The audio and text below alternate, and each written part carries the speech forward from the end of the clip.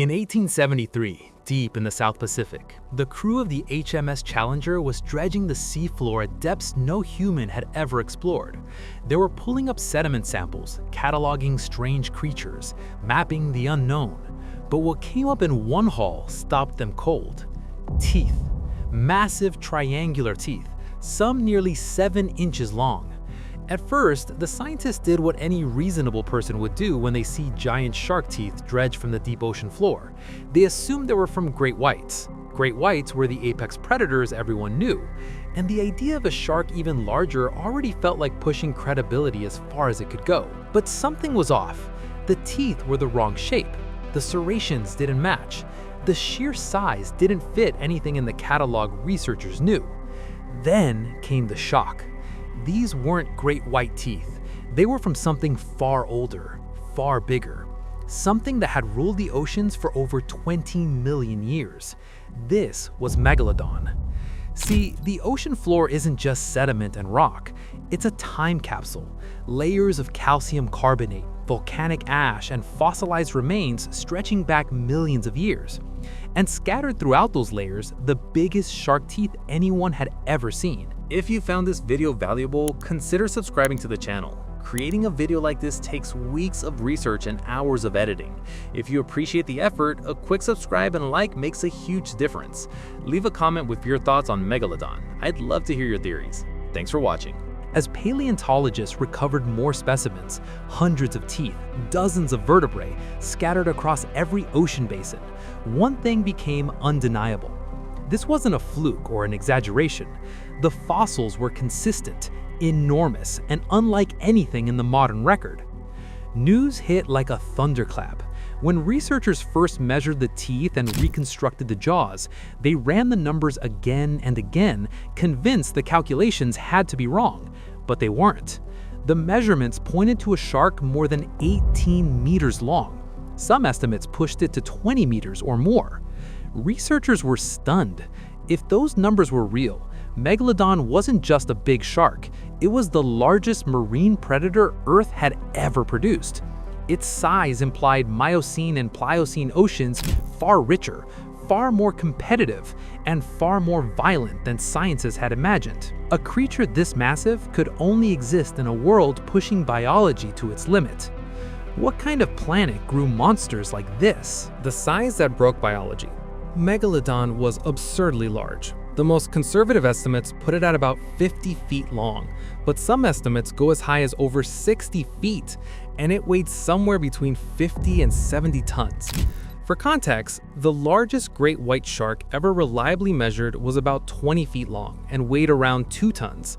So Megalodon was nearly 3 times as long and 25 to 35 times heavier. But here's what I find fascinating. How do scientists even figure out the size of an extinct animal from just teeth and a few vertebrae? Well, modern sharks follow pretty predictable scaling laws. The size of their teeth correlates directly with their total body length. So paleontologists can measure a Megalodon tooth, compare it to modern great whites and other laminiform sharks, and extrapolate backwards. But there's a deeper question here. Why was Megalodon so much larger than any shark alive today? The answer hinges on prey availability and ocean temperature. See, sharks are ectotherms, but unlike most fish, large sharks like great whites and Megalodon can maintain elevated body temperatures through regional endothermy. This allows them to hunt in cooler waters and sustain higher metabolic rates. But size still matters. The larger you are, the more food you need. And Megalodon needed an enormous amount of food just to survive. So when scientists uncovered Megalodon fossils, they weren't just looking at a giant predator, they were reading an ocean record, a biological thermometer and ecological snapshot from 23 to 3.6 million years ago. And it pointed to oceans far richer and more productive than the ones we have today. To understand Megalodon, you have to understand its world. Step back about 15 million years into the Miocene epoch. Earth's climate is warmer than today, but cooling gradually. Ice is forming at the poles, but tropical and temperate oceans are still teeming with life. Global ocean temperatures were several degrees higher than today. Currents were stronger, nutrient upwelling was more intense. And the result? Oceans packed with prey. Massive schools of fish, giant sea turtles, enormous marine mammals. seals, sea lions, dolphins, and whales, especially whales. This was the golden age of whale diversity. Baleen whales were evolving into the giants we know today, filter feeding on vast blooms of krill and plankton. Toothed whales were diversifying into dozens of species, hunting fish and squid in every ocean. And Megalodon sat at the top of this web food, hunting the hunters. Fossil evidence shows Megalodon targeted whales specifically. Whale bones have been found with Megalodon bite marks, deep, crushing gouges that match the spacing and shape of Megalodon teeth perfectly. Some fossils show healed bite marks, meaning the whale survived the attack. But many show fatal damage, shattered ribs, severed vertebrae, catastrophic injuries that would have killed in minutes. Megalodon didn't just scavenge dead whales, it actively hunted them. And in the warm, productive oceans of the Miocene, there were enough whales to sustain a population of 60-foot apex predators for millions of years. This was not a calm, stable ocean. It was a battleground, a place where the largest predators in history fought over the largest prey in history.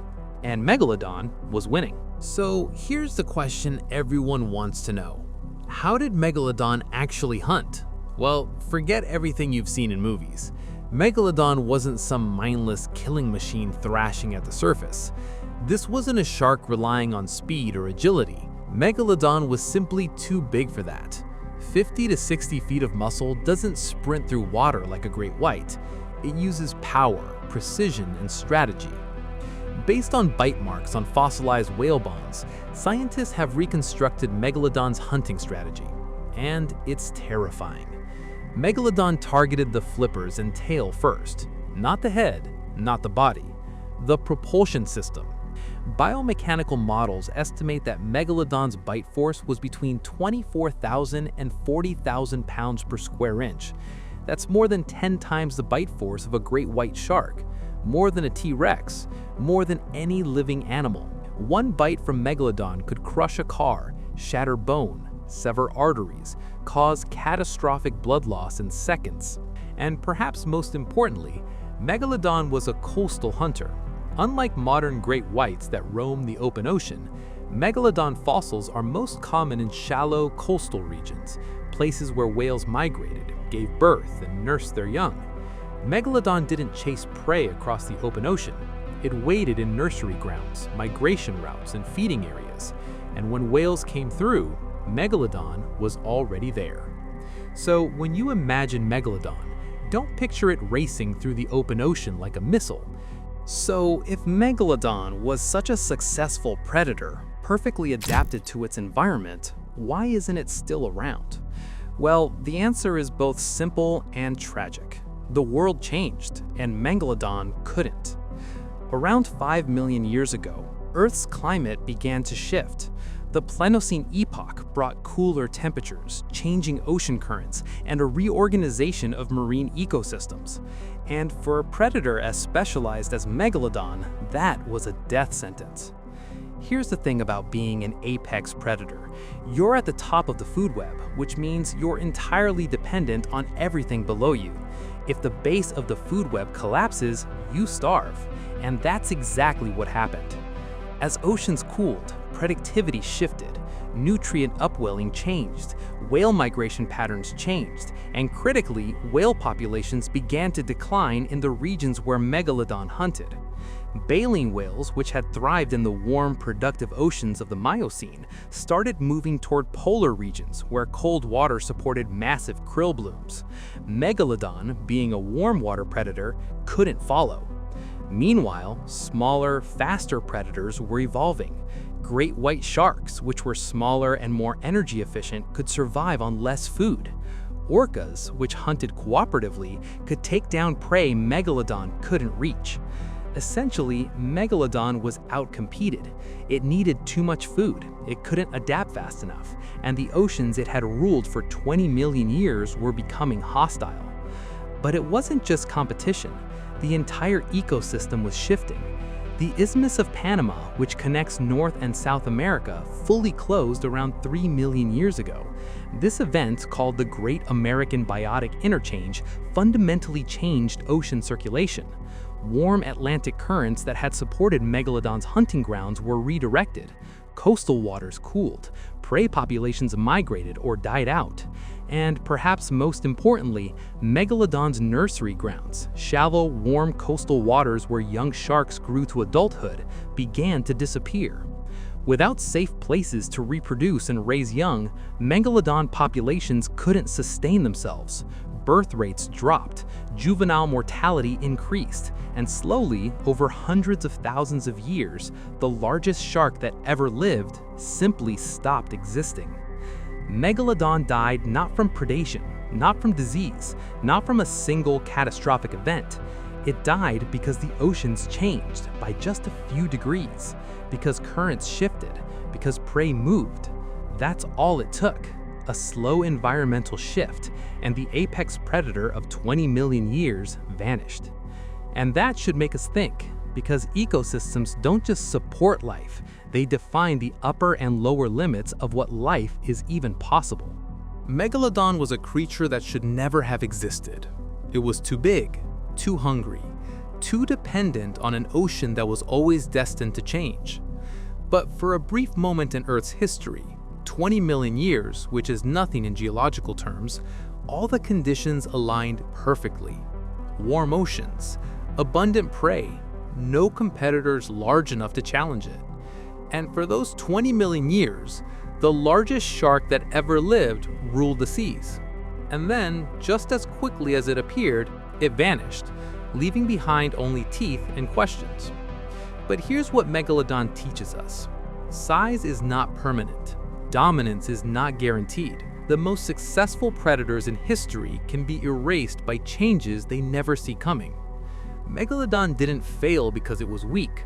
It failed because the world moved on without it. And in a changing climate, in shifting ecosystems, that's a lesson worth remembering.